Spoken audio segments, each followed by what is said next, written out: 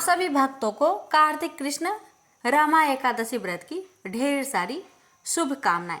भगवान श्री हरि विष्णु और माँ लक्ष्मी की कृपा आप पर और आपके परिवार पर सदा सर्वदा बनी रहे। और आज की इस वीडियो में आप सभी श्रवण करेंगे रमा एकादशी व्रत की संपूर्ण कथा। और कथा की शुरुआत हम करेंगे गणेश जी भगवान के साथ। तो आइए श्रवण करते हैं गणेश जी की पावन कथा। एकादशी के दिन गणेश जी की एक विशेष कथा प्रचलित है। ये कथा इस प्रकार है। प्राचीन समय में एक धनवान सेठ थे। उनके पास हर सुख संपत्ति थी, परंतु संतान न होने के कारण वे बहुत दुखी रहते थे। सेठ और सेठानी ने संतान प्राप्ति के लिए कई धार्मिक अनुष्ठान किए, परंतु उन्हें सफलता नहीं मिली। अंत में उन्होंने एक साधु महाराज के पास जाकर अपनी व्यथा सुनाई। साधु महाराज ने कहा कि यदि तुम एकादशी का व्रत करोगे और श्री गणेश जी की पूजा करोगे तो तुम्हें संतान सुख की प्राप्ति अवश्य होगी। सेठ ने साधु के बताए अनुसार एकादशी का व्रत किया और पूरे विधि विधान से गणेश जी की पूजन की। उनकी भक्ति और समर्पण से प्रसन्न होकर गणेश जी ने उन्हें दर्शन दिए और आशीर्वाद दिया कि तुम्हारे घर शीघ्र ही संतान का आगमन होगा। कुछ समय बाद सेठ के घर एक सुंदर बालक का जन्म हुआ। इस प्रकार सेठ के परिवार में खुशियां लौट आई। तभी से यह मान्यता है कि एकादशी के दिन गणेश जी की पूजा करने से सभी मनोकामनाएं पूरी होती है, विशेषकर संतान सुख की प्राप्ति होती है। एकादशी का व्रत गणेश जी को प्रसन्न करने का एक अच्छा माध्यम है। इसे श्रद्धा और विश्वास के साथ करने से केवल संतान सुख मिलता है, बल्कि सभी प्रकार के संकट दूर होते हैं और घर में समृद्धि आती है। प्रेम से बोलिए गणेश भगवान जी की जय।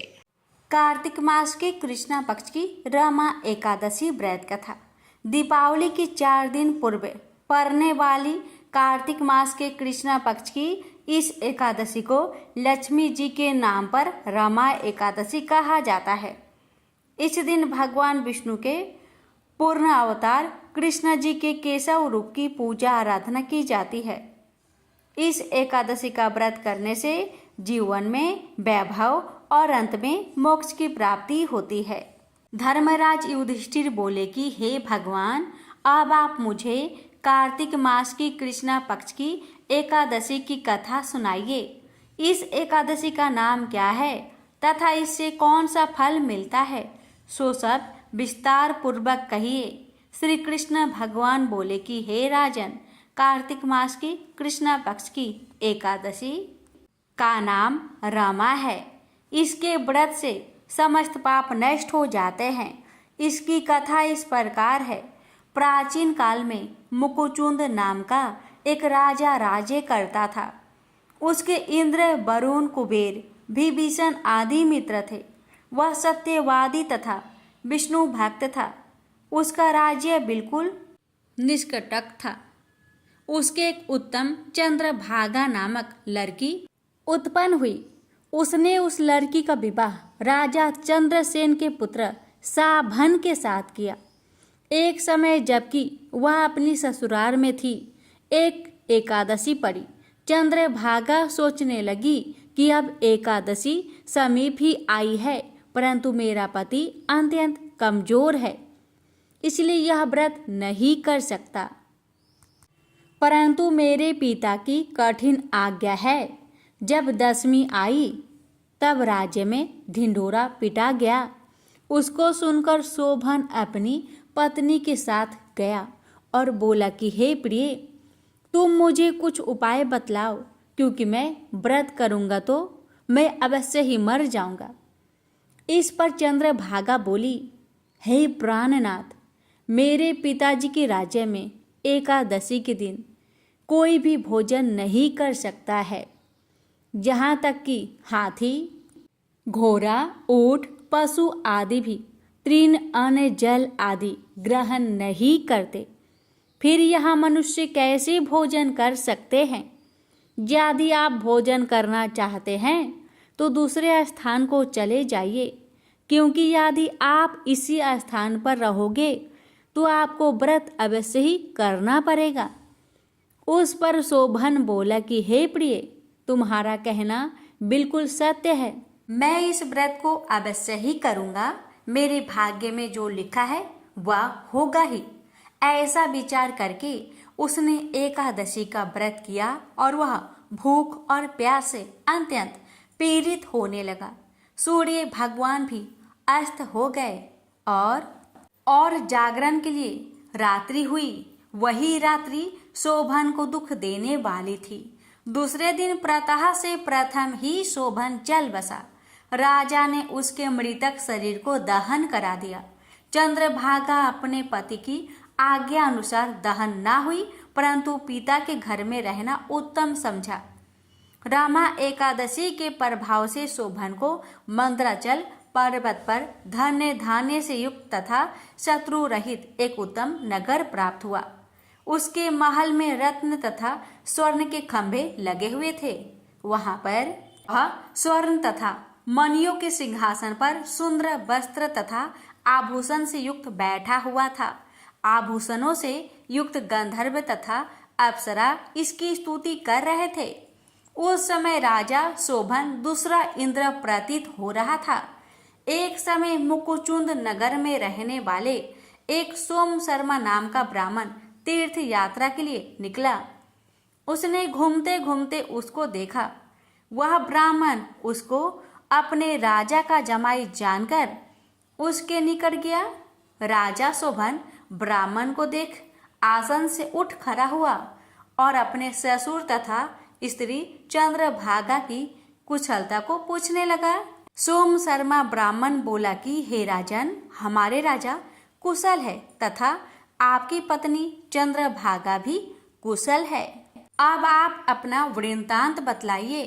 मुझे यह बड़ा आश्चर्य है कि ऐसा विचित्र और सुंदर नगर, जिसको ना तो मैंने कभी सुना और ना कभी देखा है, आपको किस प्रकार प्राप्त हुआ। शोभन बोला कि हे देव, यह सब कार्तिक मास की कृष्णा पक्ष की रमा एकादशी व्रत का प्रभाव है। इसी से मुझे यह अनुपम नगर प्राप्त हुआ है, परंतु यह अधूर्व है। इस पर ब्राह्मण बोला कि हे राजन, यह अधूर्व क्यों है? ध्रुव किस प्रकार हो सकता है, सो आप मुझे समझाइए। मैं आपके कहे अनुसार ही करूँगा। आप इसमें बिल्कुल भी झूठ ना समझे। शोभन बोला कि हे देव, मैंने अश्रद्धा पूर्वक व्रत किया था, उसके प्रभाव से मुझे यह नगर प्राप्त हुआ है, लेकिन मैं इसे अध्रुव मानता हूँ। यदि तुम इस वृत्तांत को राजा मुकुचुंद की पुत्री चंद्रभागा से कहोगे तो वह उसको ध्रुव बना सकती है। ब्राह्मण ने वहां आकर चंद्रभागा से समस्त वृत्तांत कहा। इस पर राजकन्या चंद्रभागा बोली कि हे ब्राह्मण देव, आप क्या वह सब वृत्तांत प्रत्यक्ष देख कर के आए हैं या अपना स्वप्न कह रहे हैं? इस पर ब्राह्मण बोला कि हे पुत्री, मैंने तेरे पति शोभन को तथा उसके नगर को प्रत्यक्ष देखा है, परंतु वह नगर अध्रुव है। तू कोई ऐसा उपाय कर जिससे कि वह ध्रुव हो जाए। इस पर चंद्रभागा बोली कि हे महाराज, आप मुझे उस नगर में ले चलिए। मैं अपनी पति को देखना चाहती हूँ। मैं अपने व्रत के प्रभाव से उस नगर को ध्रुव बना लूंगी। चंद्रभागा के वचनों को सुनकर वह ब्राह्मण उसको मंत्राचल पर्वत के पास वामदेव के आश्रम को ले गया।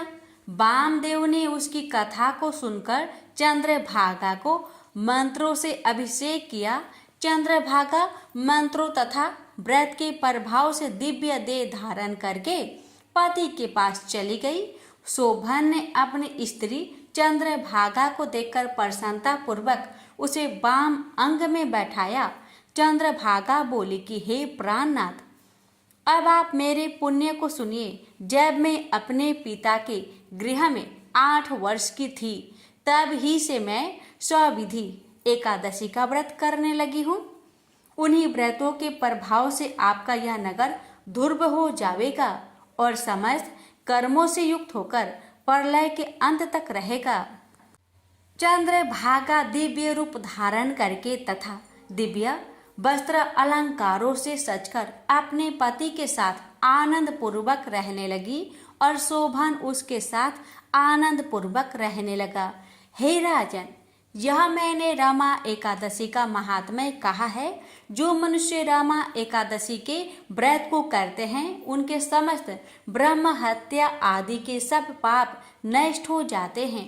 जो मनुष्य रमा एकादशी का महात्म्य सुनते हैं वह अंत समय विष्णु लोक को जाते हैं। प्रेम से बोलिए विष्णु भगवान जी की जय। अति प्राचीन काल की बात है। द्रविड़ देश में एक पांड्यवंशी राजा राज्य करते थे। उनका नाम था इंद्रधुम्न। वे भगवान की आराधना में ही अपना अधिक समय व्यतीत करते थे। यद्यपि उनके राज्य में सर्वत्र सुख शांति थी, प्रजा प्रत्येक रीति से संतुष्ट थी, तथापि राजा इंद्रधुम्न अपना समय राज्य कार्य में कम ही दे पाते थे। वे कहते थे कि भगवान विष्णु ही मेरे राज्य की व्यवस्था करते हैं, अतः वे अपने इष्ट परम प्रभु की उपासना में ही ददचित रहते थे। राजा इंद्रधुम्न के मन में आराध्य आराधना की लालसा उत्तरोत्तर बढ़ती ही गई। इस कारण वे राज्य का त्याग कर मलय पर्वत पर रहने लगे। उनका भेष तपस्वियों जैसा था। सिर के बाल बढ़कर जटा के रूप में हो गए थे। वे निरंतर परम ब्रह्मा परमात्मा की आराधना में तल्लीन रहते थे। उनके मन और प्राण भी श्री हरि के चरण कमलों में मधुकर बने रहते। इसके अतिरिक्त उन्हें जगत की कोई वस्तु नहीं सुहाती। उन्हें राज्य, कोष, प्रजा तथा पत्नी आदि किसी प्राणी या पदार्थ की स्मृति ही नहीं होती थी। एक बार की बात है, राजा इंद्रधुम्न प्रतिदिन की भांति स्नान आदि से निवृत्त होकर सर्वसमर्थ प्रभु की उपासना में तल्लीन थे। उन्हें ब्रह्मा जगत का तनिक भी ध्यान नहीं था। संयोग बस उसी समय महर्षि अगस्त्य अपने समस्त शिष्यों के साथ वहां पहुंच गए, लेकिन न पाद्य न अर्घ्य और न स्वागत। मौन व्रती राजा इंद्रधुम्न परम प्रभु के ध्यान में निमग्न थे। इससे महर्षि अगस्त्य कुपित हो गए। उन्होंने इंद्रधुम्न को श्राप दिया, इस राजा ने गुरुजनों से शिक्षा नहीं ग्रहण की है और अभिमान बस परोपकार से निवृत्त होकर मनमानी कर रहा है। ब्राह्मणों का अपमान करने वाला यह राजा हाथी के समान जड़ बुद्धि है, इसलिए इसे घोर अज्ञानमय हाथी की योनि प्राप्त हो। महर्षि अगस्त्य भगवत दंभ इंद्रधुम्न को यह श्राप देकर चले गए। राजा इंद्रधुम्न ने इसे श्री भगवान का मंगलमय विधान समझकर प्रभु के चरणों में सिर रख दिया। क्षीरविद में 10 सहस्त्र योजन लंबा, चौड़ा और ऊंचा त्रिकूट नामक एक पर्वत था। वहां पर वैद्य अत्यंत सुंदर एवं श्रेष्ठ था। उस पर्वतराज त्रिकूट की तराई में ऋतुमान नामक भगवान वरुण का कीड़ा कानन था। उसके चारों ओर दिव्य वृक्ष सुशोभित थे। वे वृक्ष सदा पुष्पों और फूलों से लदे रहते थे। उसी कीड़ा कानन ऋतुमान के समय पर्वत श्रेष्ठ त्रिकूट के गहन मन में हथिनियों के साथ एक अत्यंत शक्तिशाली और अमित पराक्रमी गजेंद्र रहता था। एक बार की बात है, गजेंद्र अपने साथियों सहित तृष्णाधिक्य से व्याकुल हो गया। वह कमल की गंध से सुगंधित वायु को सुनकर चिताक्षर विशाल सरोवर के तट पर जा पहुंचा। गजेंद्र ने उस सरोवर के निर्मल, शीतल और मीठे जल में प्रवेश किया। पहले तो उसने जल पीकर अपनी तृष्णा बुझाई, फिर जल में स्नान कर अपना श्रम दूर किया।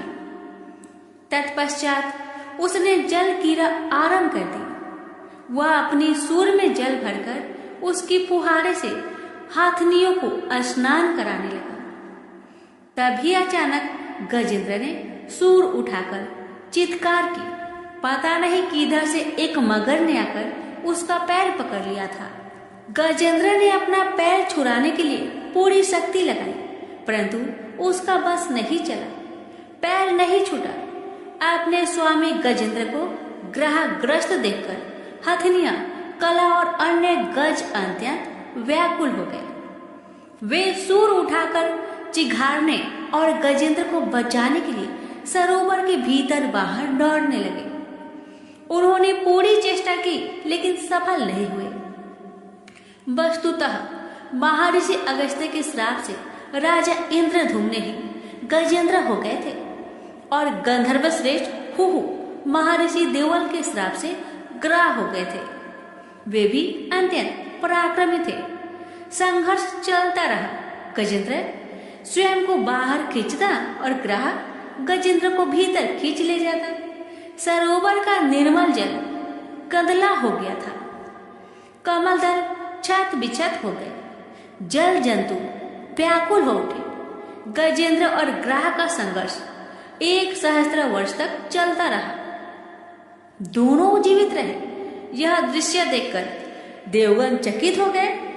अंततः गजेंद्र का शरीर शिथिल हो गया। उसके शरीर में शक्ति और मन में उत्साह नहीं रहा, परंतु जलचर होने के कारण ग्राहक की शक्ति में कोई कमी नहीं आई। उसकी शक्ति बढ़ गई।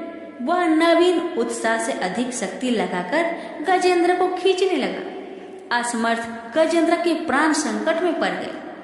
उसकी शक्ति और पराक्रम का अहंकार चूर चूर हो गया। वह पूर्णतया निराश हो गया, किंतु पूर्व जन्म के निरंतर भागवत आराधना के फलस्वरूप उसे भागवत स्मृति हुआ। उसने निश्चय किया कि मैं कराल काल के भय से चराचर प्राणियों के शरण सर्वसमर्थ प्रभु की शरण ग्रहण करता हूँ। इस निश्चय के साथ गजेंद्र मन को एकाग्र कर पूर्व जन्म में सीखे श्रेष्ठ स्रोत द्वारा परम प्रभु की स्तुति करने लगा। गजेंद्र की स्तुति सुनकर सर्वात्मा सर्वदेव रूप भगवान विष्णु प्रकट हो गए। गजेंद्र को पीड़ित देखकर भगवान विष्णु गरुड़ पर आरूढ़ होकर अत्यंत शीघ्रता से उक्त सरोवर के तट पर पहुंचे। जब जीवन से निराशा तथा पीड़ा से छटपटाते गजेंद्र ने हाथ में चक्र लिए गरुड़ारूढ़ भगवान विष्णु को तीव्रता से अपनी ओर आते देखा। उसने कमल का एक सुंदर पुष्प अपनी सूर में लेकर ऊपर उठाया और बड़े कष्ट से उसने कहा, नारायण जगत गुरु भगवान, आपको नमस्कार है। गजेंद्र को अत्यंत पीड़ित देखकर भगवान विष्णु गरुड़ की पीठ से कूद पड़े और गजेंद्र के साथ ग्राह को भी सरोवर से बाहर खींच लाए और तुरंत अपने तीक्ष्ण चक्र से ग्राह का मुख फाड़कर गजेंद्र को मुक्त कर दिया। ब्रह्मा आदि देवगण श्री हरि की प्रशंसा करते हुए उनके ऊपर स्वर्ग सुमनों की वृष्टि करने लगे। सिद्ध और ऋषि महर्षि परम ब्रह्मा भगवान विष्णु का गुणगान करने लगे। ग्राह दिव्य शरीरधारी हो गया। उसने विष्णु के चरणों में सिर रखकर प्रणाम किया और भगवान विष्णु के गुणों की प्रशंसा करने लगा। भगवान विष्णु के मंगलमय वरद हस्त के स्पर्श से पाप मुक्त होकर अभिषक्त हुहु गंधर्व ने प्रभु की परिक्रमा की और उनके त्रिलोक्य बंदित चरण कमलों में प्रणाम कर अपने लोक को चला गया। भगवान विष्णु ने गजेंद्र का उद्धार कर उसे अपना पार्षद बना लिया। गंधर्व सिद्ध और देवगण उनकी लीला का गान करने लगे। गजेंद्र की स्तुति से प्रसन्न होकर भगवान विष्णु ने सबके समक्ष कहा, प्यारे गजेंद्र, जो लोग ब्रह्म मुहूर्त में उठकर तुम्हारी की हुई स्तुति से मेरा स्तवन करेंगे, उन्हें मैं मृत्यु के समय निर्मल बुद्धि का दान करूंगा। यह कहकर भगवान विष्णु ने पार्षद रूप में गजेंद्र को साथ लिया और गरुड़ारूढ़ होकर अपने दिव्य धाम को चले गए। तो प्रेम से बोलिए लक्ष्मी नारायण की जय। एक समय की बात है, एक भाई बहन रहते थे। बहन का नियम था कि वह अपने भाई का चेहरा देखे ही खाना खाती थी। हर रोज वह सुबह उठती थी और जल्दी जल्दी सारा काम करके अपने भाई का मुंह देखने के लिए उसके घर जाती थी। एक दिन रास्ते में एक पीपल के नीचे गणेश जी की मूर्ति रखी थी। उसने भगवान के सामने हाथ जोड़कर कहा कि मेरे जैसा अमर सुहाग और मेरे जैसा अमर पिहर सबको दीजिए। यह कहकर वह आगे बढ़ जाती है। जंगल के झाड़ियों के कांटे उसके पैरों में चुभा करते जाते थे। एक दिन भाई के घर बहन पहुंची और भाई का मुख देखकर बैठ गई तो भाभी ने पूछा, पैरों में क्या हो गया है? यह सुनकर उसने भाभी को जवाब दिया कि रास्ते में जंगल के झाड़ियों के गिरे हुए कांटे पाँव में चुभ गए हैं। जब वह वापस अपने घर आ जाए तब भाभी ने अपने पति से कहा कि रास्ते को साफ करवा दो, आपकी बहन के पाँव में बहुत सारे कांटे चुभ गए हैं। भाई ने तब कुल्हाड़ी लेकर सारी झाड़ियों को काटकर रास्ता साफ कर दिया, जिससे गणेश जी का स्थान भी वहाँ से हट गया। यह देखकर भगवान गुस्सा हो गए और उसके भाई के प्राण हर लिए। लोग अंतिम संस्कार के लिए जब भाई को ले जा रहे थे तब उसकी भाभी रोते हुए लोगों से कही, थोड़ी देर रुक जाओ, उसकी बहन आने वाली है, वह अपने भाई का मुख देखे बिना नहीं रह सकती, उसका यह नियम है। तब लोगों ने कहा, आज तो देख लेगी पर कल कैसे देखेगी? रोज दिन की तरह बहन अपने भाई का मुंह देखने के लिए जंगल में निकली। तब जंगल में उसने देखा कि सारा रास्ता साफ किया हुआ है। जब वह आगे बढ़ी तो उसने देखा कि सिद्धि विनायक को भी वहाँ से हटा दिया गया है। तब उसने जाने से पहले गणेश जी को एक अच्छे स्थान पर रखकर उन्हें स्थान दिया और हाथ जोड़कर बोली, भगवान मेरे जैसा अमर सुहाग और मेरे जैसा अमर पिहर सबको देना। और फिर बोलकर आगे निकल गई। भगवान तब सोचने लगे, अगर इसकी नहीं सुनी तो हमें कौन मानेगा, हमें कौन पूजेगा? तब सिद्धि विनायक ने उसे आवाज़ दी, बेटी इस खेजड़ी की 7 पत्तियां लेकर जा और उसे कच्चे दूध में घोलकर भाई के ऊपर छींटा मार देना, वह उठकर बैठ जाएगा। यह सुनकर जब बहन पीछे मुड़ी तो वहाँ कोई नहीं था।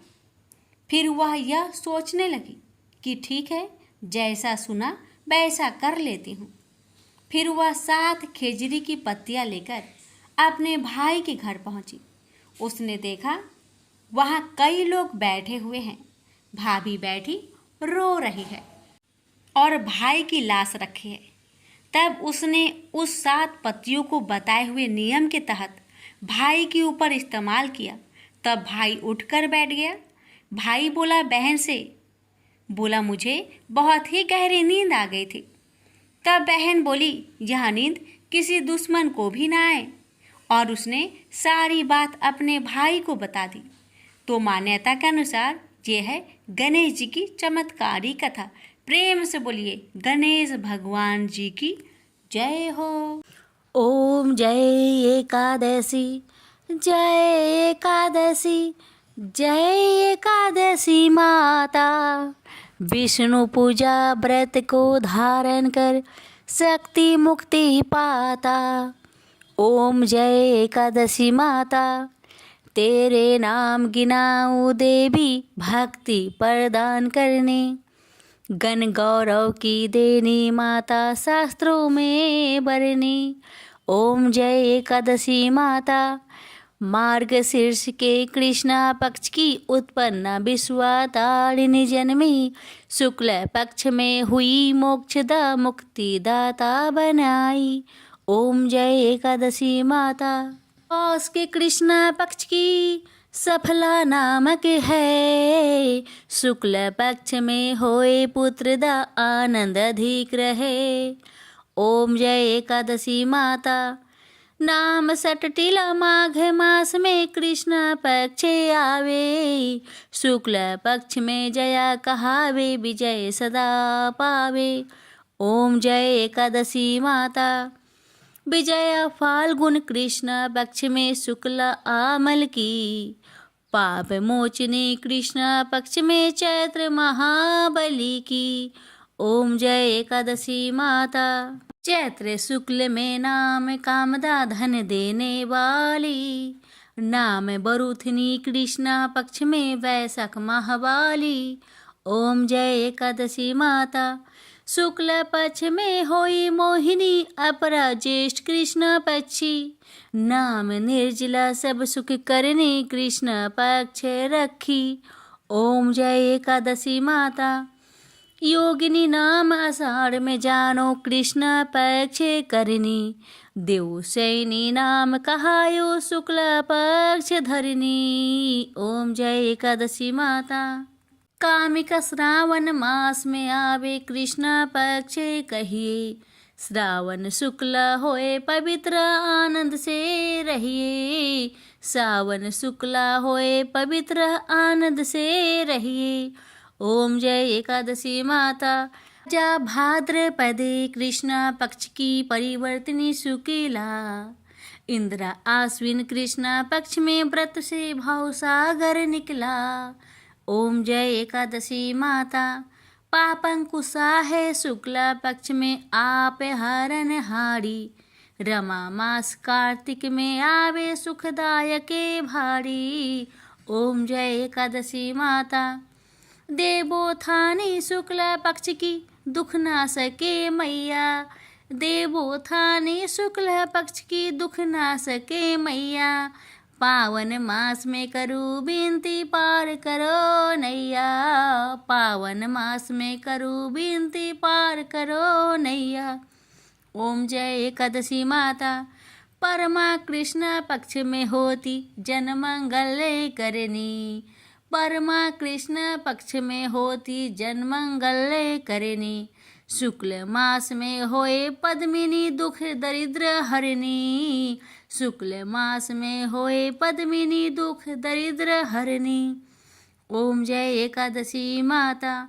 जो कोई आरती एकादशी की भक्ति सहित गावे, जो कोई आरती एकादशी की भक्ति सहित गावे, जन गुरु दिता स्वर्ग कबासा निश्चय वह पावे, जन गुरु दिता स्वर्ग कबासा निश्चय वह पावे। ओम जय एकादशी माता। जय एकादशी माता। प्रेम से बोलिए एकादशी माता की जय।